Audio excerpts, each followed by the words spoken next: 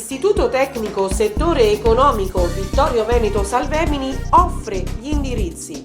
Amministrazione, Finanza e Marketing, Relazioni internazionali per il marketing e sistemi informativi aziendali, fornendo risposte adeguate ai settori più rilevanti della città, quali bancario, assicurativo, informatico, import-export e turistico.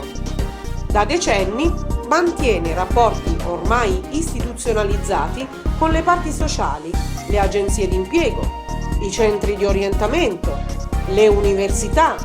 gli enti di formazione e soprattutto con aziende ed associazioni operanti sul territorio al fine di realizzare esperienze di alternanza scuola-lavoro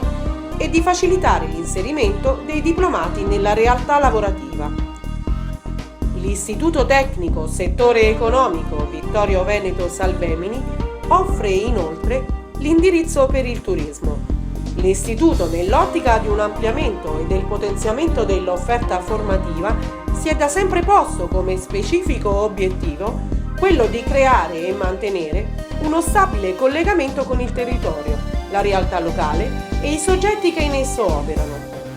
L'impegno è di cogliere tempestivamente le esigenze emergenti dalle famiglie e dal mondo del lavoro e propone un'offerta formativa per costruire progetti di vita realizzabili, compatibili con le risorse locali e le aspirazioni personali. L'Istituto si avvale di 8 laboratori di informatica, di cui 4 con LIM, 2 laboratori linguistici, un'aula video, 2 aule LIM, una LIM su postazione mobile, una biblioteca, una palestra, 2 campi da calcio, un percorso per l'atletica, un bar ed una moderna aula magna.